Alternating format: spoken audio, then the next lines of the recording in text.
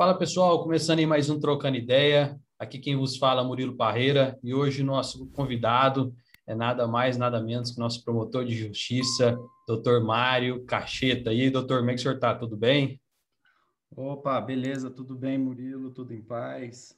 É um Bom prazer você estar dia, aqui. boa tarde, boa noite a todos, né? Sabe-se lá a hora em que seremos ouvidos. Prazer, muito obrigado pelo convite.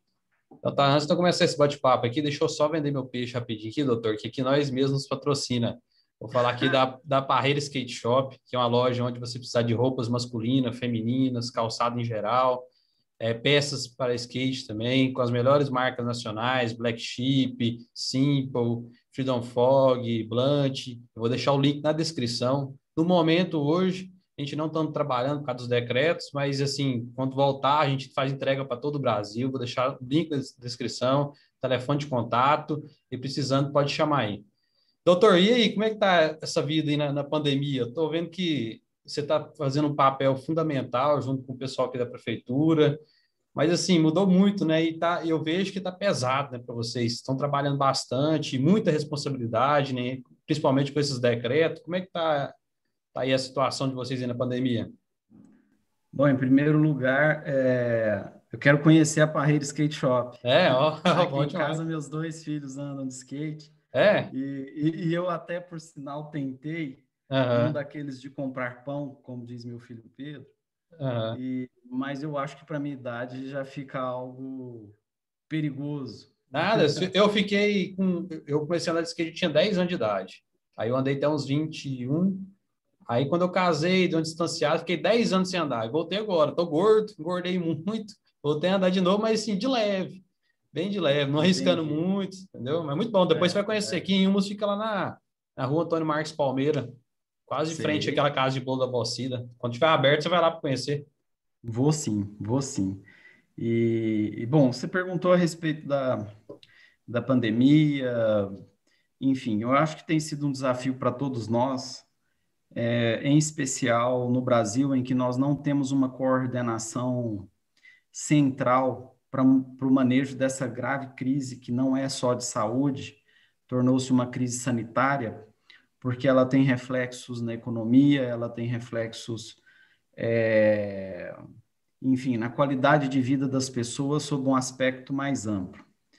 E temos percebido agora, nessa segunda onda, primeiro, um incremento da gravidade dos casos, de rapidez com que há o agravamento do estado de saúde das pessoas, e isso tem resultado, em primeiro lugar, em muita tristeza, né? Em muita tristeza. Isto porque a gente tenta embora mantendo um distanciamento, mas é inevitável que nós nos coloquemos no lugar do outro, no lugar do próximo, no lugar daquele que está passando pelo problema. E em razão disso, somos todos tomados por uma angústia muito grande. E angústia porque a gente não percebe eficiência em nossas ações, né? Apesar de todos os esforços, a gente não percebe assim um resultado palpável, concreto, no sentido de diminuir a dor das pessoas. E angústia também porque a gente não percebe, Murilo, uma luz, um caminho mais seguro. Né? Agora, recente, nós tivemos a troca de ministro.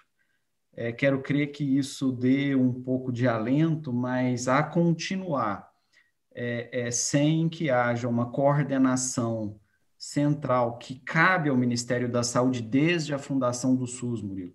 O SUS é o maior plano de saúde do mundo, né? Nós temos capilaridade, nós temos não sei quantos mil postos de vacinação. O programa de vacinação brasileiro sempre foi elogiado mundialmente. Entretanto, apenas a título de exemplo, há poucos meses atrás, aquele que preside o Brasil, ele fez chacota da vacina. Fez chacota da vacina. Pense bem, então nós temos até então um programa de vacinação que era elogiado mundialmente e agora, né, ele está sendo assinalado pelo fracasso, né? Nós temos um baixíssimo índice de vacinação hoje, por exemplo, em Umas tem vacinado as pessoas com 75 anos ou mais, mas o número de doses é insignificante perto da demanda, né? Nós tivemos em torno de 650, 700 doses para um contingente de 2.500, 2.700 pessoas.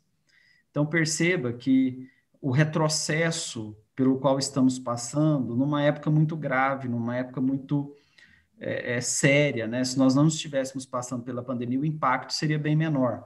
Mas aí temos um indivíduo que agora preside o Brasil, que trabalha contra todo o sistema de saúde, né? Que, a bem da verdade, se tornou um aliado do vírus, né? Promovendo aglomerações por onde passa, não usando máscara, desaconselhando as medidas de prevenção.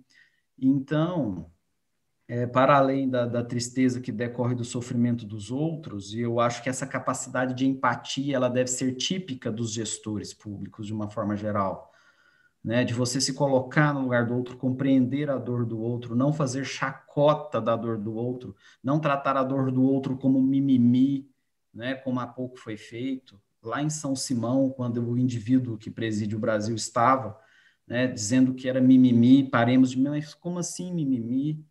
Né, para quem perde um ente querido, né?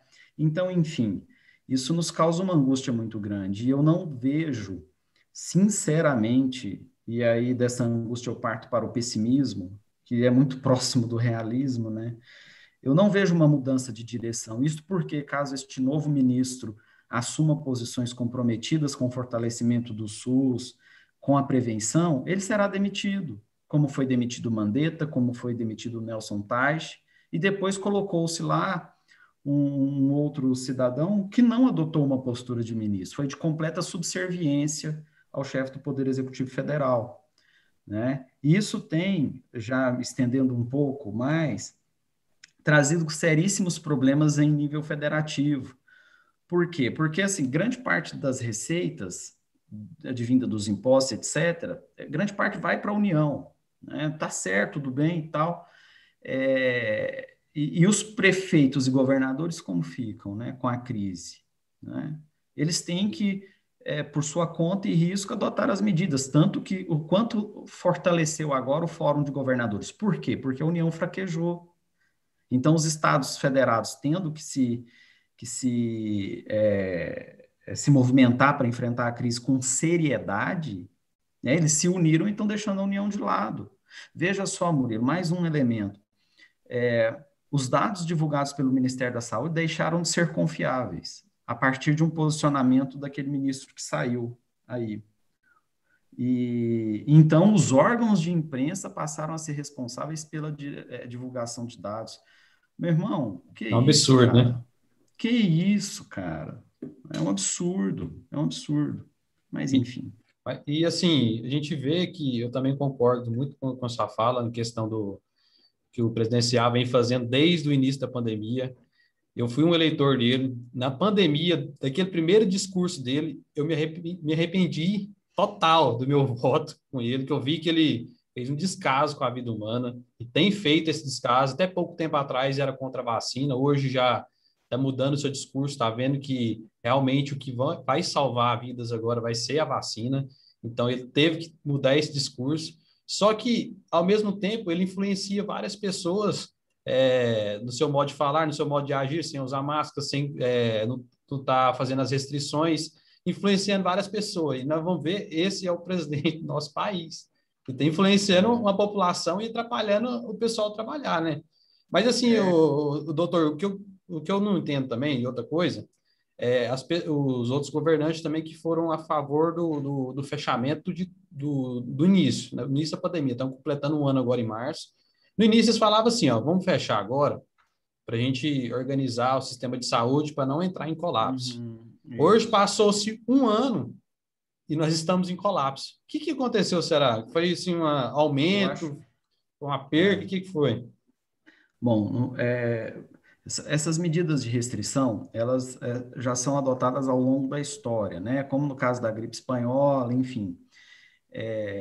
Até quero ler um livro que se chama Bailarina da Morte, recomendado por um querido amigo promotor, em que se trata do enfrentamento da gripe espanhola, né? que não é espanhola, ela surgiu nos Estados Unidos. É, Curioso isso verdade. aí. E então essas medidas de afastamento social, elas são necessárias. Qual é o fundamento? Conter a circulação do vírus, né? Isso é óbvio. Você contendo a circulação do vírus. Aí, essa contenção pode ter, num primeiro momento, o objetivo de propiciar a rede que se estruture, né? Permitir que a rede se estruture a tempo para poder enfrentar, né? Uhum. Agora, nós temos a necessidade de restrição de circulação ou de isolamento, a fim de evitar que o colapso se agrave. Porque se você contém a circulação de pessoas, você contém também a circulação do vírus. Lá em março, 17, 18 de março de 2020, o vírus era praticamente um elemento desconhecido, né? Muitos estudos sendo feitos. Então, a prevenção e a precaução dizia, olha, vamos nos isolar, vamos nos afastar. E aqui se usou como pretexto, não, mas como pano de fundo para o lockdown, que no Brasil não existiu e não existe, né? O lockdown aqui é uma farsa. Usou-se, então, a necessidade de estruturação da rede. Até que, sim, foi feita de uma forma um tanto atabalhoada, confesso, né? E com muitos focos de corrupção aqui e acolá naqueles hospitais de campanha e etc., mas até que foi feito. Isso é lamentável também, né?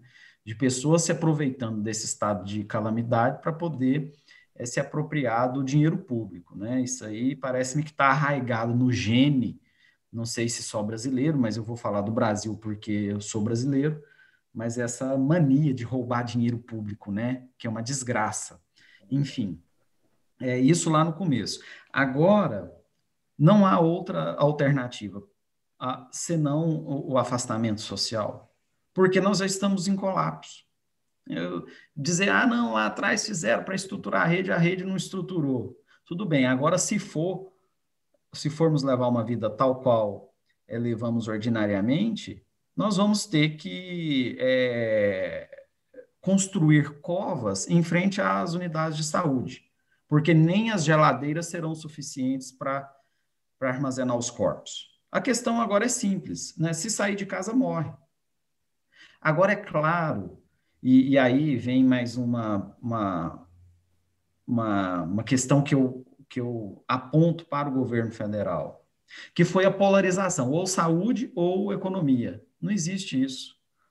Não existe isso. Por quê? Para que a economia funcione, a saúde tem que estar equalizada. Ela tem que estar equalizada. E o Brasil, lamentavelmente, não se organizou de uma forma minimamente competente para que houvesse esse isolamento. Daí os empresários, com razão, se insurgem contra as medidas.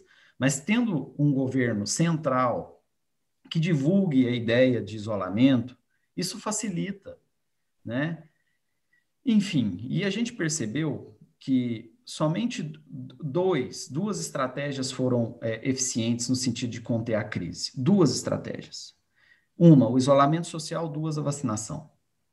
É claro que também as medidas de prevenção, né? Ali o álcool gel, a máscara e etc., mas aquilo já está arraigado, pelo menos nos países mais evoluídos, mais avançados que nós, né? Mas é o afastamento, e isso aconteceu, e Portugal deu exemplo. Portugal é um exemplo interessante. Eu acho que aqueles que criticam devem observar o que se passa em Portugal, né? É claro que é um país muito menor que o nosso, muito mais bem organizado, mais proporcionalmente mais rico, mas o método lá funcionou, né? E agora é interessante dizer que a Itália está voltando ao lockdown. Mas é um lockdown verdadeiro, não é esse meia-boca que a gente faz aqui, não.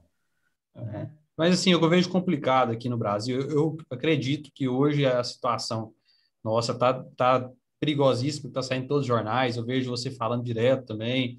Ontem o prefeito deu uma declaração, estado de calamidade. Mas assim, um lockdown hoje aqui para Inhumas, fechar tudo. Mas eu vejo por outro lado, assim, tem muitas pessoas hoje que trabalham de dia para comer à noite. Tem casas que em umas mesas, por exemplo, eu conheço casas que tem 6, 7 numa casa, uma casa de 30 metros quadrados. Como é que faz um lockdown dessa forma, entendeu? O pessoal aglomerado ali dentro daquela casinha, não tem que trabalhar para comer. Então, hoje eu fico assim até muito angustiado, sem saber. Ou se abre o comércio, se fecha o comércio. O que é o certo? Eu não sei se o certo é fechar, se o certo é abrir, mas estamos perdidos. Estamos perdidos. Eu imagino assim que estamos perdidos, né? Não sabendo o que vai acontecer. Não, enquanto instrumento para a contenção da circulação do vírus, o lockdown é a medida científica a É próprio. ser empregada. Mas tinha que ter Mas um você lembra, suporte, né? Murilo, é a Aham. mesma coisa quando você toma um antibiótico forte, daqueles que agridem o estômago. O que que o médico passa junto? Um omeprazol, cara. Então, se o antibiótico é o lockdown, nós precisávamos de um omeprazol para poder dar um mínimo de condição para as pessoas, em especial para aqueles mais vulneráveis economicamente, de sobreviverem, para poder Verdade. suportar aquela medida extrema. Mas isso não foi feito, cara. É. Aí falam nesse auxílio emergencial como se dar 300 conto na mão do cidadão por mês fosse resolver alguma coisa. Dá nada. Ah, Dá nem uma cesta básica, se for ver hoje.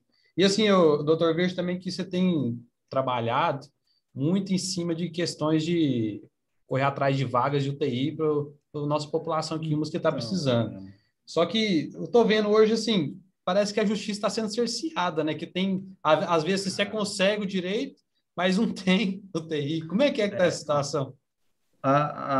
não, a novidade é um pouco pior, porque agora o Poder Judiciário tem negado as Negado. vagas, certo? Tem negado. Eu participei de uma reunião na semana passada, como ouvinte apenas, envolvendo vários juízes, e o Estado de Goiás. E aí até há uma razoabilidade no que o Estado disse. Ele falou assim: olha, eu tenho uma visão completa da demanda de vaga de UTI desde Posse a Itumbiara, certo? Desde de Catalão a Mineiros, enfim, norte, sul, leste, oeste. Então, eu vou saber alocar melhor aquele paciente, diferente de um juiz que está né, numa cidade exigindo uma vaga para aquele paciente, mas às vezes aquele paciente não é o mais grave, né? Então, deixa que o Estado, enfim, é razoável? Tem algum fundamento sim. Mas no caso particular de Inhumas, o que que aconteceu? Nós tínhamos em funcionamento aí um hospital com alguns leitos de UTI, certo? Isso em 2018. Muitos inhumenses nasceram naquele hospital e eu conheço vários. Entretanto, houve uma sucessão de falhas na execução do serviço daqueles leitos, certo? Desde reaproveitamento de material descartável, enfim, uma série de problemas muito sérios. E essa UTI foi interditada uma, duas, três, 10 vezes, sei lá quantas, e aí chegou-se ao ponto que a Vigilância Sanitária Estadual interditou por completo, assim, não dá para funcionar. Eu falei, concordo, porque para funcionar gambiarra, né, enfim. Pois bem, e aí já começaram a bater a porta do Ministério Público demandas de leito de UTI, certo? Ali um paciente mais grave e tal, antes da pandemia. O que que eu fiz? Eu entrei com uma ação contra o Estado, consegui uma decisão contra o Estado para que os pacientes regulados de Inhumas tivessem leito. E vinham, cara, funcionou que era assim, a Sara, que era diretora da UPA, é diretora da UPA, por sinal, uma excelente profissional, dedicada, e ela tem uma calma que é meio a calma que ela externaliza, Uhum. nos traz um pouco de conforto, enfim. Então, a Sara já me passava o espelho da regulação ali, eu pegava daquela decisão do Tribunal de Justiça, hoje é uma decisão do Tribunal de Justiça, já mandava o Estado em, sei lá, em 5, 6 horas nós já tínhamos o leito. Então, girou bem para Uhum. atender a situação ali da cidade. Girou bem. Até que veio a segunda onda da pandemia, porque na primeira onda não foi assim, Murilo. Na É, primeira né? onda não teve esse. Cara, nós estamos trabalhando sábado e domingo. Domingo era, sei lá, 6 horas da tarde e nós estávamos em reunião, né? Com a defensoria, eu, Patrícia, da Secretaria de Saúde, né? O Major, enfim. E aí agora o que que nós temos feito? Nós temos pedido o cumprimento daquela decisão judicial, né, cara, e não tá saindo, não tá saindo. E aí acontece uma coisa em cascata. Por quê? Imagine você, eu tenho ali 10, 20 pacientes na UPA ou no CAIS esperando UTI. Ou seja, esses dois estabelecimentos de saúde, eles não servem para o atendimento deste tipo de situação. Então, esses 20 pacientes que estão ali empacam o serviço ordinário da unidade de saúde, entendeu? Entendi. Então, aí você vai gerando o quê? Um efeito cascata e daqui a pouco você não vai ter mais condição de atender ninguém. Porque você tem aquele pessoal que está travando o serviço. Esse pessoal, se ele vier para Goiânia, para UTI, né? Então aí eu vou ter condição de avançar com os outros. E aí o que acontece? Quando o cara não tem um atendimento no tempo certo, ele agrava mais rápido, logo ele vai precisar de UTI também. Compreendeu a tragédia? Entendi. Então tem que ser rápido e não está sendo rápido. Está aglomerando, tem tendo mais pessoas no hospital. Hoje mesmo, por exemplo, se passar mal alguém de cólica de rim, for para o hospital, então tá enrolado, tá complicado, hein? Não vai ser nem Tá atendido. complicado. Exatamente, exatamente. Pode dar outros pulos aí, porque Doutor, e essa questão desse hospital aí? Eu vi um vídeo ontem do deputado que representa a cidade a respeito de uma requisição administrativa. É possível mesmo essa requisição daquele hospital? Eu não sei como condição que ele está, mas o município assumir ele.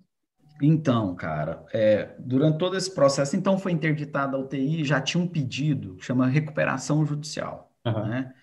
Para ver se dá um fôlego lá para a empresa e tal. Cara, não conseguiram executar o plano de recuperação, não conseguiram nem elaborar o plano de recuperação. O que que o juiz fez? Falência, Aham. decretou falência.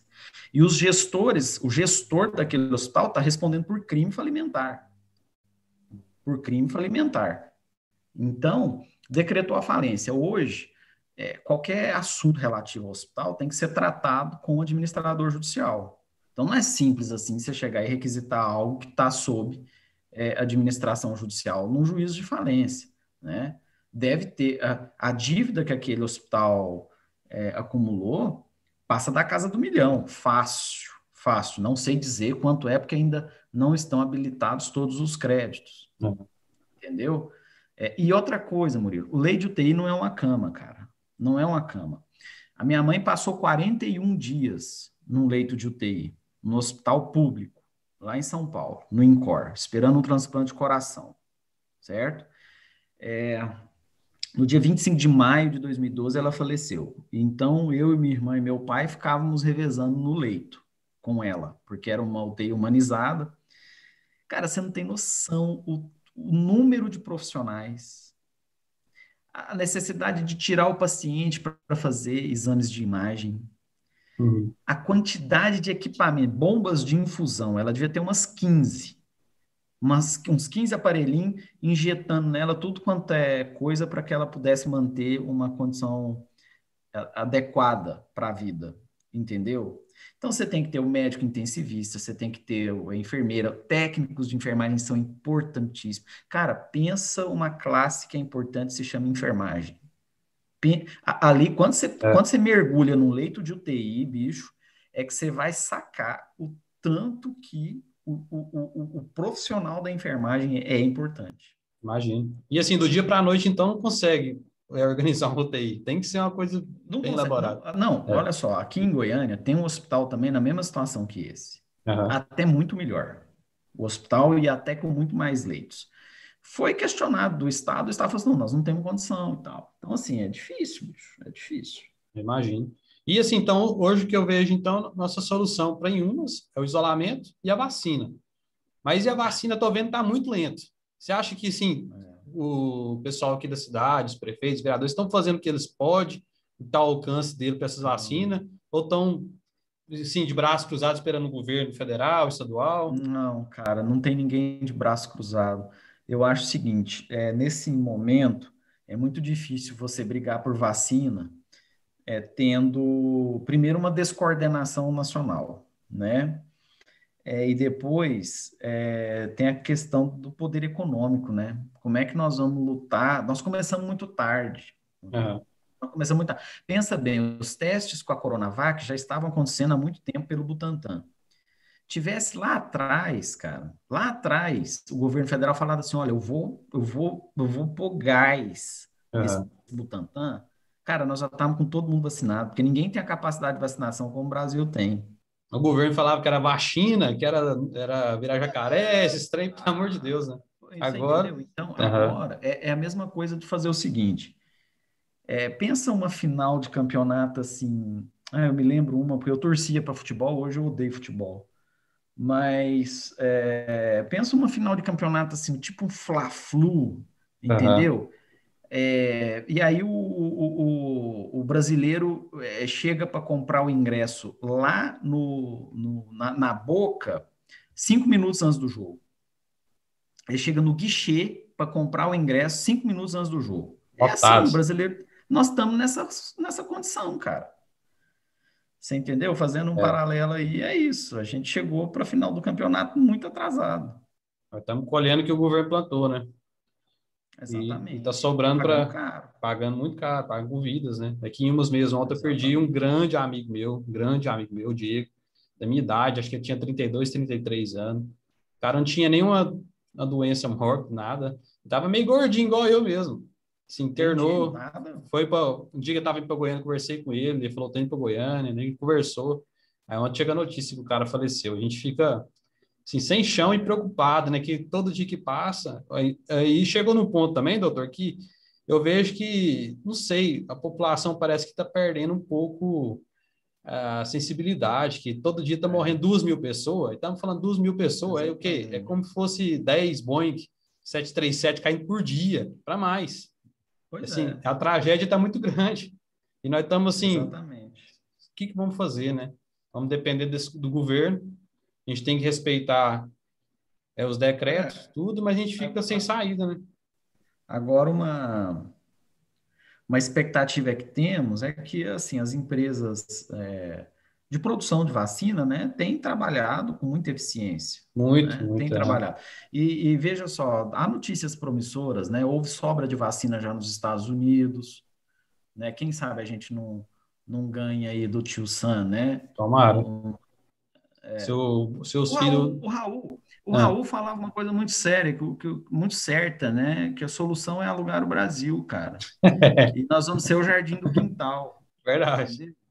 E E eu aí, toparia muito bem alugar para os né? Estados Unidos. Nossa, tá louco. Aluga logo e, né? Doutor, deixa eu mudar um pouquinho de assunto aqui. Até essa semana a gente falou muito de pandemia, o clima fica pesado demais. Eu quero mudar para um clima pesado, mas assim, que eu tenho muito interesse, que eu também sou estudante de direito, agora que eu estou no sexto período. Mas assim, eu queria falar sobre Tribunal do Júri. Você ser promotor de justiça, muita pessoa, quando fala promotor, já pensa logo que é o acusador, que é o cara que vai acusar. Você trabalha também no Tribunal do Júri? Como é que funciona aí, doutor? Cara, o júri, eu entrei no Ministério Público por causa do júri. Aham, Quando eu era menino, lá na minha cidade de Catalão, meu avô era titular de um cartório de registro civil, que é aquele aham. mais modesto. Antigamente, então, era super modesto e funcionava dentro do fórum. E eu passava férias no cartório quando não estava na roça de um outro vô, eu estava nesse cartório aprendendo a datilografar e lá, em muitas ocasiões, eu assisti aquelas sessões do júri que abarrotavam o plenário, tinha que interditar a rua e tal, e tinha uma portinha que dava acesso ao plenário em que eu conseguia ficar assim, lado a lado com o promotor, ninguém me via, mas eu ficava Aqui em ali lado a Goiás, lado isso? em Goiás, na cidade de Catalão. Ah, tá. E aí, cara, eu me fascinei por aquilo, né? Pois bem, então, quando chegou na época de prestar vestibular, meu pai, e aí, para que você vai fazer? Eu falei, não, pai, eu quero ser promotor. Então beleza, tem que fazer direito, né? Então tá, vamos fazer direito. O direito, na verdade, não me fascina muito, sabe? O direito, principalmente agora na época da pandemia, eu estou percebendo que em tempos de convulsão social, o direito tem pouco valor. Bom, mas se a gente se pretende civilizado, nós precisamos do direito. Tudo bem. Então, passei no vestibular em Uberlândia, fui estudar lá. E lá, eu estava no segundo ano de faculdade, eu fui fazer estágio com um promotor, com o Breno Lintz, que era promotor do júri. E o Breno, louco, cara, pensa um promotor maluco, assim, doido de pedra. Ele deixava que os estagiários falassem. Então, eu era acadêmico de direito lá no terceiro ano, com, sei lá, 21, 20 anos, fazia sustentação oral no tribunal do júri. Que isso? Eu e um outro amigo que hoje é delegado lá no Mato Grosso, o Adriano, Aham, a gente fez encenação de crime, sabe? legal, hein? Não, foi bem legal, cara. E aí, beleza, passei em Goiás, no Ministério Público, em 2000, e desde então eu faço júri, só tem 21 anos que eu faço júri. Passei pelo norte do estado, lá fiz júri complicadíssimo lá, júri de matador. Aham. Nossa, eu já fiz júri muito complicado, júri de nego que matou juiz. É. E assim, doutor, o que o pessoal muito fala, é assim, o Código Penal, ele praticamente ele inaugura com um delito que protege o nosso maior bem jurídico, né, que é a vida, que é a vida, que é o É, crime de homicídio. E assim, e quem julga, na verdade, esse crime lá é o tribunal do júri, né, que são as pessoas, são 7 pessoas que estão é, ali. E assim, de é. fato, com essa experiência que você tem, falou 21 anos já, você confia no tribunal do júri, assim, na hora de tomar a decisão de inocentar ou acusar? Sempre, Então, todas as cara, vezes, você falou assim, não, esse é o correto, esse é o certo, ou você acha que realmente tem alguma, se não é o então, correto? olha, eu tento equilibrar a minha acusação para fazê-la conforme a minha consciência, sabe? Em primeiro lugar, eu tento encontrar justiça na minha acusação. Então, muitas vezes eu cheguei no plenário do júri, não concordava com a acusação e perdi a absolvição, né? Teve um caso até aqui na pecuária de Goiânia, eu fui escalado para fazer um júri, e a imprensa em cima e tal, e não sei o quê, e foi um policial que matou uma pessoa lá e tal. Cara, eu pedi absolvição, bicho, a repórter me ligou, porque eu dou liberdade. Pô, Mário, como é que você pede absolvição nesse caso? Então, em primeiro lugar, eu tento equilibrar a minha acusação para que ela seja justa, Uhum. certo? Ponto um. Ponto 2. Se eu confio no plenário do júri, nesses 21 anos de atuação no plenário, eu tenho motivos para dizer que sim, que eu confio. É claro que já perdi alguns julgamentos, já perdi, a minha tese não foi aceita pelos jurados, por medo, Uhum. ou porque muitas vezes o jurado concordava com o homicídio, sabe? Então, já peguei casos de machismo, em que o cidadão foi absolvido por conta do machismo, já peguei casos em que mataram um traficante de uma forma bárbara e absolveram. Então, assim, há casos de injustiça que deveriam Uhum. ter sido punidos e não foram. Mas, no geral, é excelente. Eu vou te falar, eu nunca tive frustração em umas com relação ao sentimento de justiça. Já perdi sessão no Tribunal do Júri de umas. Já perdi. Uhum. Mas eu não entendi que a decisão dos jurados era injusta. Em umas tem um senso de justiça muito aguçado, no plenário do júri. Mas você acha que a persuasão também julga muito, né, doutor? Com o tribunal, né? Sim, sim, sim, sim, sim. Como você falou, dependendo do caso que você Julga for, se não muito a acreditar, justiça. talvez não dá onde dá absolvição, no caso, né? Mas eu só entro acreditando. É, Porque né? se eu não acreditar, eu não tenho coragem de pedir condenação. Ué. Não, é porque, assim, o que eu vejo, eu acompanho muito aquele promotor, o Dani Salles, sabe? E ele fala Ah, uma sim. coisa que eu, assim, eu peguei e gostei demais.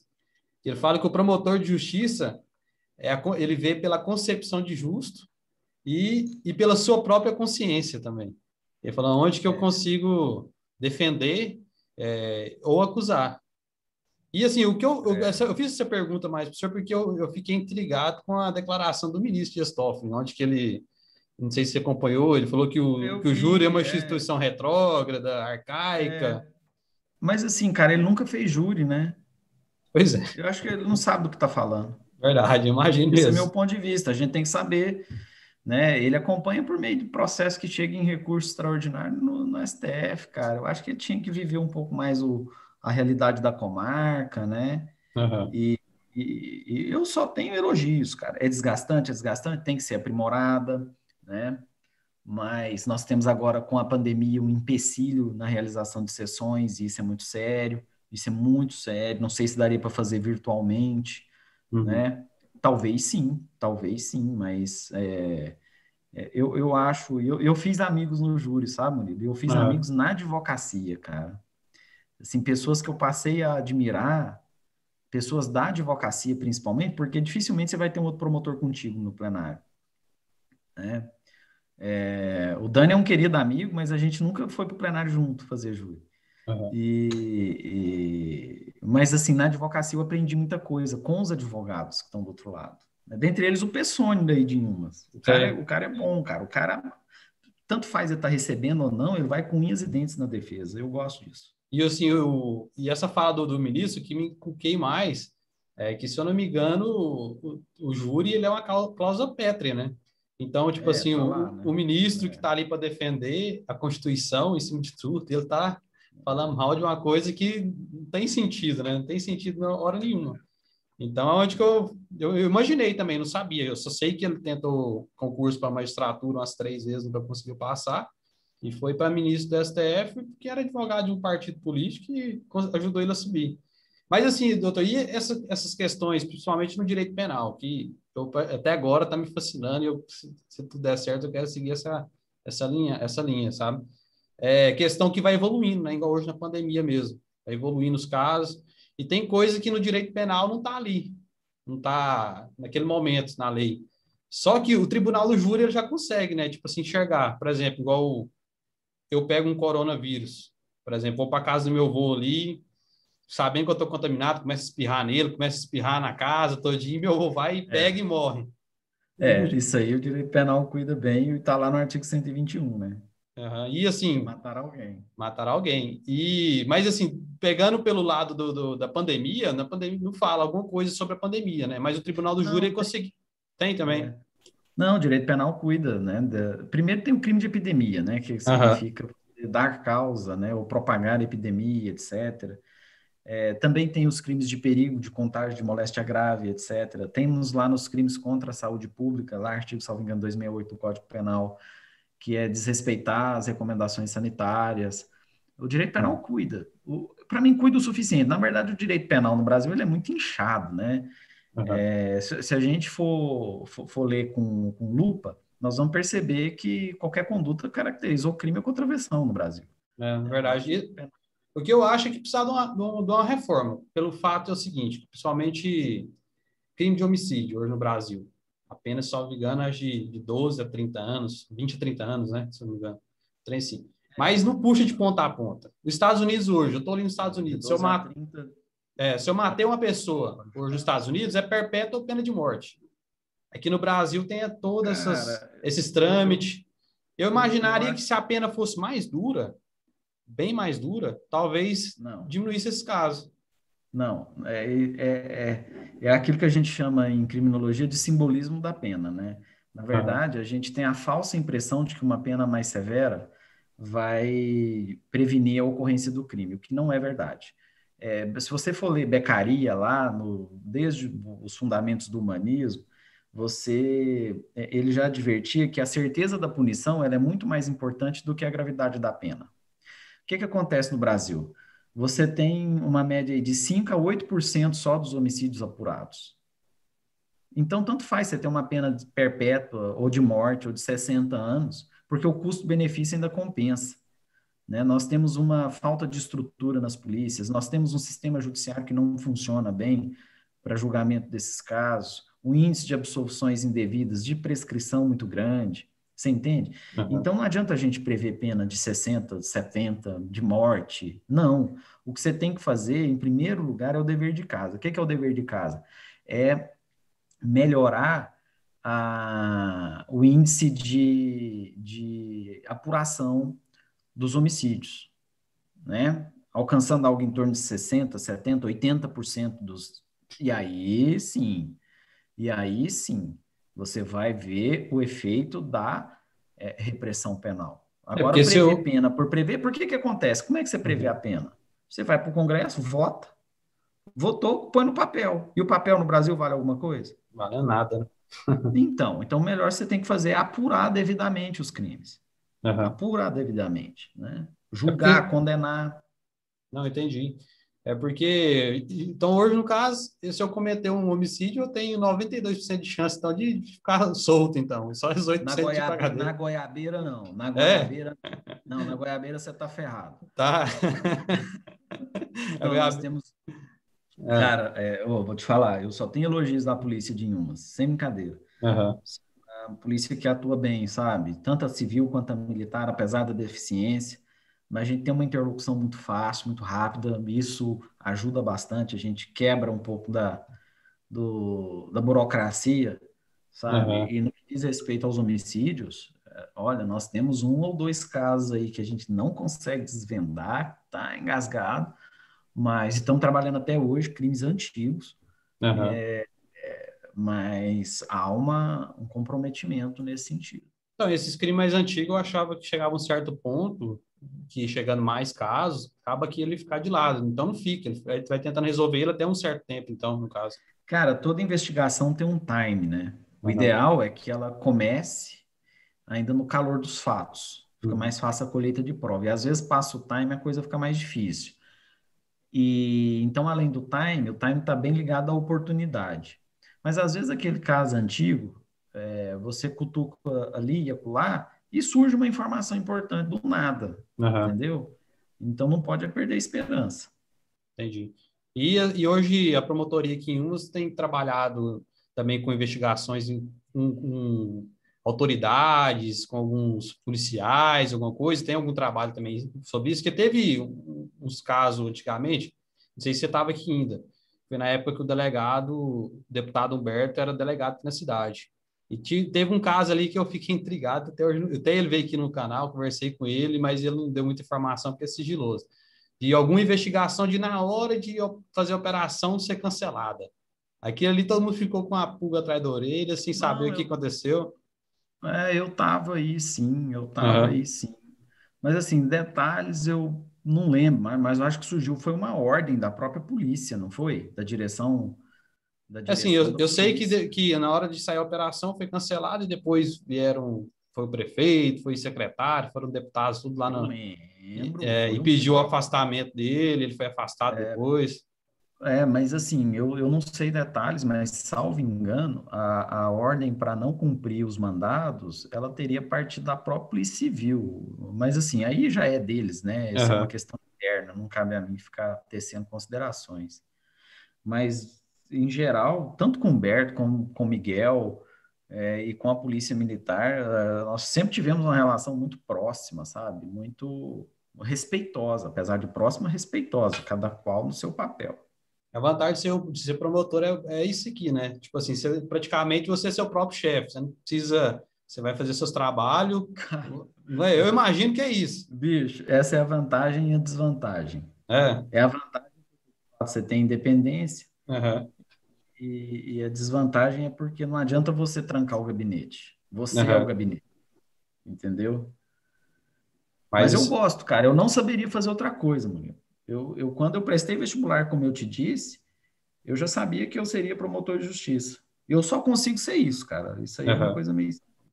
É porque assim, o promotor, ele, pelo nome já vê, né? Ele promove a justiça, né? E o Ou tem magistrado, que, né? é, e o magistrado já, tipo, ele tem que aplicar o direito. Então, no caso, igual você falou aqui no começo, tem algumas, sei lá, não sei se é decepção pela aplicação do direito em geral no nosso país, né? Eu mesmo tenho muita, né? Não sei se você Eu imagina dessa também. forma. Tipo assim, eu vejo que hoje o direito no Brasil, o mais pobre, ele é aplicado à risca mesmo, onde que tiver cumprir uma multa, é aquilo ali, cumpre ela em geral, tiver alguma sanção, é em geral. E quando uma pessoa que tem um poder aquisitivo maior, ele vai conseguir recorrer até o STF, outras coisas. Então é onde que eu vejo que realmente, de fato, o direito no Brasil, para o pobre, ele de fato ele é cumprido à risca, para o rico não. Cara, assim, eu concordo parcialmente. Uhum. É, isto porque, assim, o ideal, é claro que a impressão que se tem é essa, à medida em que aquele cidadão tem recurso para pagar advogado para levar o processo por meio de recursos às instâncias superiores, né, dá aquela impressão de impunidade, algo nesse sentido. Mas, assim, eu tenho percebido um fortalecimento importantíssimo da defensoria pública, sabe? No sentido de levar. Não é que há um excesso de recursos no Brasil? Há, mas os recursos são necessários. Eles devem existir em todo ordenamento jurídico, né? e todos devem ter acesso a esses recursos, né? Inclusive o pobre. Então, eu tenho percebido um fortalecimento da defensoria em que o pobre consegue levar sua demanda a tribunais superiores, inclusive STJ, STF, entendeu? Uhum. Mas eu eu acho que eu seria leviano se eu fizesse uma generalização de que para um é assim, para outro é assim. Eu gosto de olhar o caso concreto, sabe? Falar, ó, fulano de tal, vamos ver o caso do fulano de tal, Aham. né? Aí, enfim, mas a gente se depara com decisões um pouco absurdas, né, proferidas pela justiça brasileira quando o cliente é rico. A gente se depara assim. E essa questão do promotor com o juiz? Vocês têm um diálogo assim com alguma operação? Vocês trocam informações, trocam ideia? Porque teve esse caso agora do Sérgio Moro, da Lava Jato, que eu Aham. imaginava que uma operação, igual foi a Operação Lava Jato, poderia trocar informações entre o promotor, o juiz, os delegados da Polícia Federal, a gente, mas eu tinha até um professor meu que falou, não, isso aí, essas questões da Lava Jato, tem muita coisa aí que vai ser anulável, não pode ser feito. E eu não, eu imaginava, falei, não, isso é uma operação, eles vão trocar informação, deve ser normal do dia a dia, do cotidiano do promotor e do juiz. E hoje nós vemos que a sentença foi anulável pelo fato que o ministro falou que não era competência do Moro, caiu por terra essa decisão. Mas, de fato, assim, o juiz e o promotor, vocês trocam ideias, vocês falam sobre algum caso, alguma coisa? Cara, assim, eu sempre tive uma relação muito próxima com os juízes, com quem trabalhei, com quem trabalho, com, com o defensor público, com o delegado. Há há um certo limite para a troca de ideias. Eu não posso chegar para você, Murilo, juiz, e perguntar assim: Murilo, se eu entrar com um pedido de busca e apreensão, você vai deferir? Isso eu não posso fazer. Murilo, você vai decretar essa prisão para mim? Murilo, o que que você acha dessa interceptação de comunicação telefônica? Você acha que eu devo fazer acusação assim ou assado? Entendeu? Essa troca de Entendi, ideias é claro que não pode acontecer. Agora eu posso falar o seguinte: doutor Murilo, eu estou entrando com um pedido de busca, o senhor pode analisar? entendi. Entendeu? Aham. São coisas muito diferentes. Eu me lembro uma vez, eu era promotor lá em Formoso, no norte de Goiás, perto da cidade de Trombas, né? E aí tinha um caso de um estuprador na cidade. Na verdade, o cara molestou, não sei se foi a enteada, se foi a filha. E na hora eu pedi prisão. Na hora eu pedi prisão e avisei para o juiz, que é meu amigo até hoje. Eu falei assim, doutor, eu nem falo de doutor, não é porque eu vou me abster de falar o nome. Ó, eu fiz esse pedido de prisão do fulano. Não, beleza. Cara, ele indeferiu o pedido de prisão. Eu chorei, fiquei com raiva, mas, pô, é o papel do cara, ué. Aham. É o papel do cara. Eu não vou ficar grilado com o cara pelo fato dele ter feito aquilo que era o papel dele, entendeu? Então nós temos é que separar as coisas, né? Eu não posso deixar que o juiz faça o meu papel, mas eu também não posso querer fazer o papel do juiz, Entendi. né? Assim como acontece com a Defensoria Pública. Eu, cara, mais de uma vez recebo no Zap o pedido do advogado assim: Mário, será que dá para você olhar esse pedido de liberdade? Eu falo, cara, eu paro o que eu estou fazendo para fazer o meu papel, mas Uhum. não vou impedir do cara falar comigo, pô. Entendi. Mas, assim, falar da forma correta, né? Então, pelo que eu entendi agora, eles foram, tipo assim, principalmente o Moro, com muito sede do pote, no caso. Vontade de prender o Lula, vontade de prender É, esse pessoal, e acabou atrapalhando um pouco assim, cara, assim, eu perdi um pouco da. Eu acho que, para mim, né, na minha Aham, visão, eu não conheço o processo, nem os bastidores, nem aham. quero.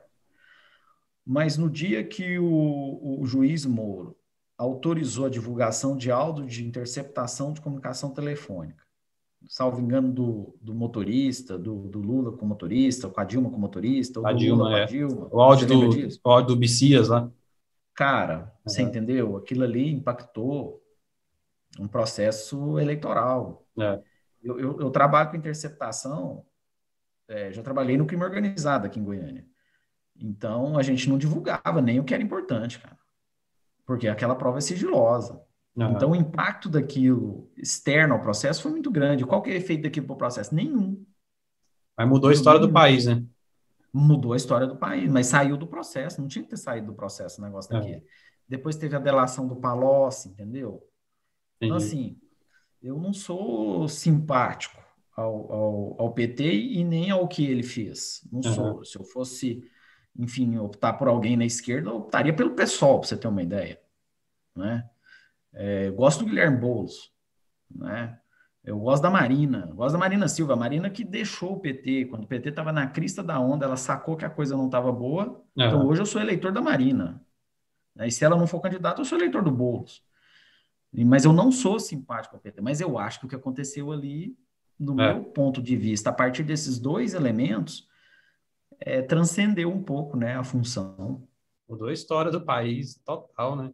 E assim, hoje o Lula reconquistando os seus direitos eleitorais novamente, eu, eu imagino, não sei se é cabível e é possível, mas que o Sérgio Moro vai até preso.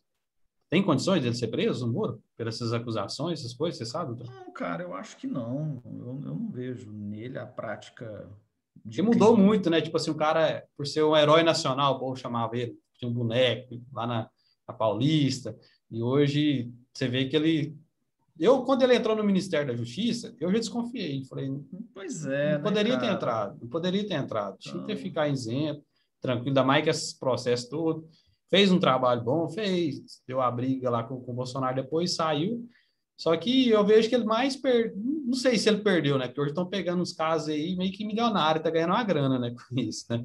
Mas não. para nós, foda, Não, complicado. dinheiro ali não vai ter problema, não. Porque Uhum, o cara como juiz federal vai ganhar o quê? Líquido, 25 mil por mês.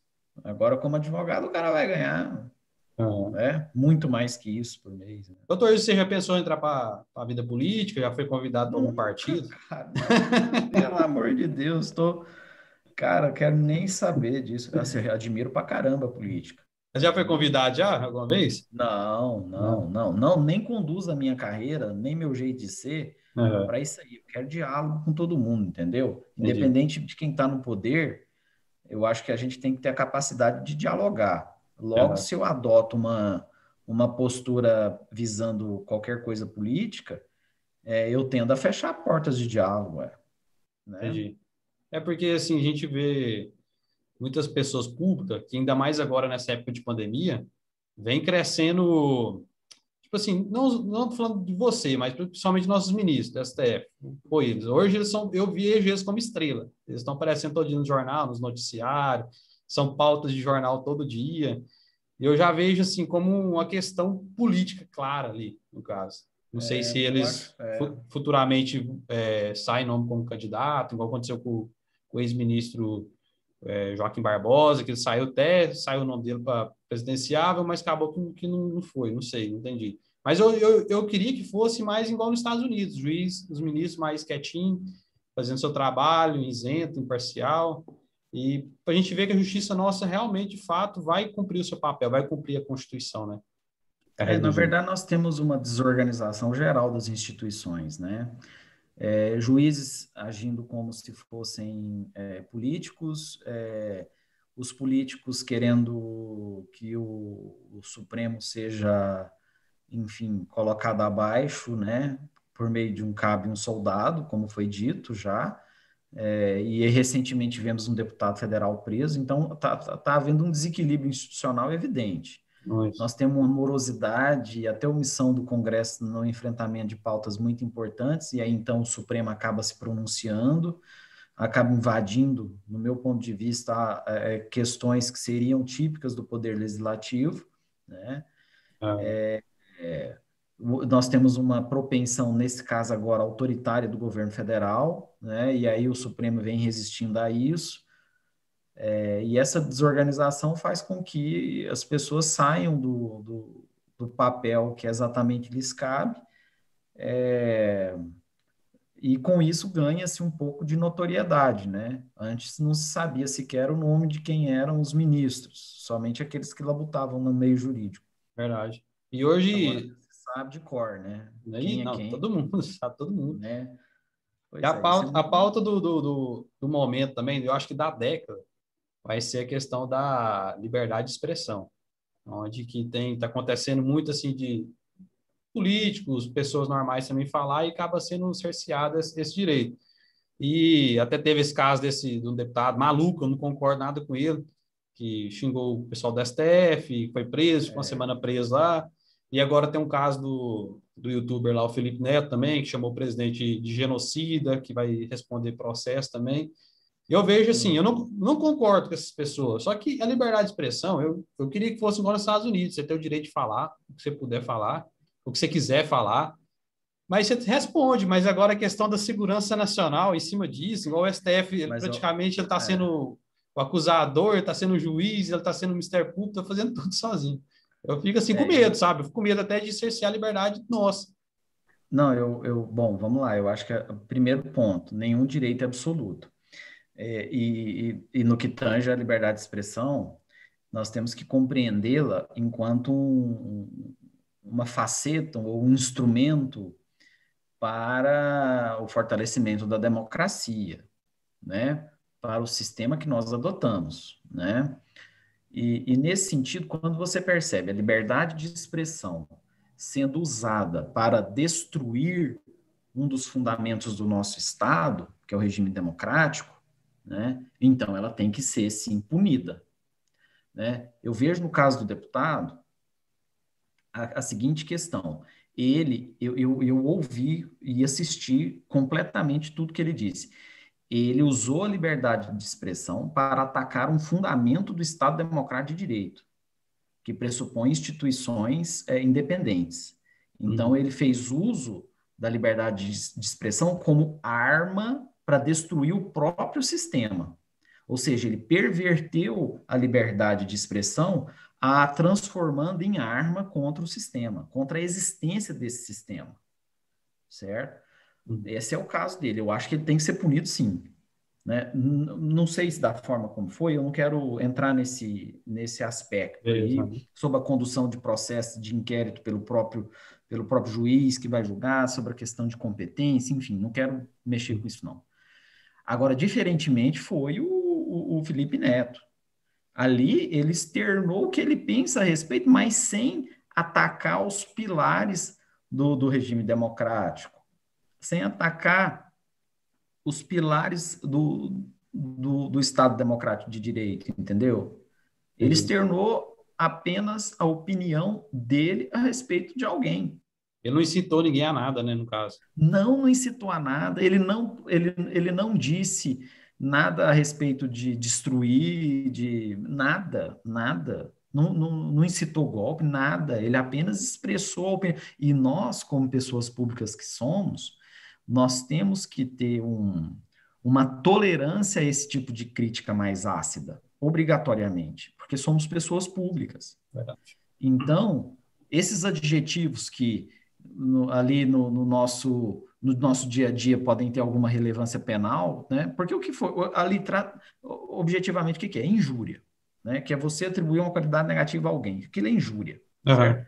Eu entendo que para o agente público, né? E principalmente para o agente público que detém uma gama tão grande de poder, esse adjetivo é insignificante, é irrelevante, né? É Entendi. irrelevante. Do ponto de Aham. vista penal, é irrelevante. Não, e eu, assim, eu fico com medo de estar usando essa lei de segurança nacional para qualquer coisa. No caso do Felipe Neto, eu entendi, eu não concordo, hora nenhuma. Tudo deputado lá, eu lembro dele citar o AI-5, de espancar a STF, é esse caso totalmente diferente, né? Não, Realmente, falou, ele olha, queria ser preso, eu acho que ele queria, só pode, né? Agora, o Felipe Neto, não, eu vejo, tipo assim, igual nós que estamos batendo papo, eu não sou figura pública, eu falar alguma coisa, sei que meu alcance é pouco, mas eu posso ser cerceado meu direito de falar, de expressar. E concordo também que na sua fala, que você fala que a gente tem que responder pelo que a gente fala, né? Que todo direito não é absoluto, no caso. Só que já existe no Código Penal, no caso, a injúria, a difamação, que possa estar no. aquilo ali, aquilo ali é uma injúria. Aí cabe ao ministro da Justiça fazer a requisição, Aham. né?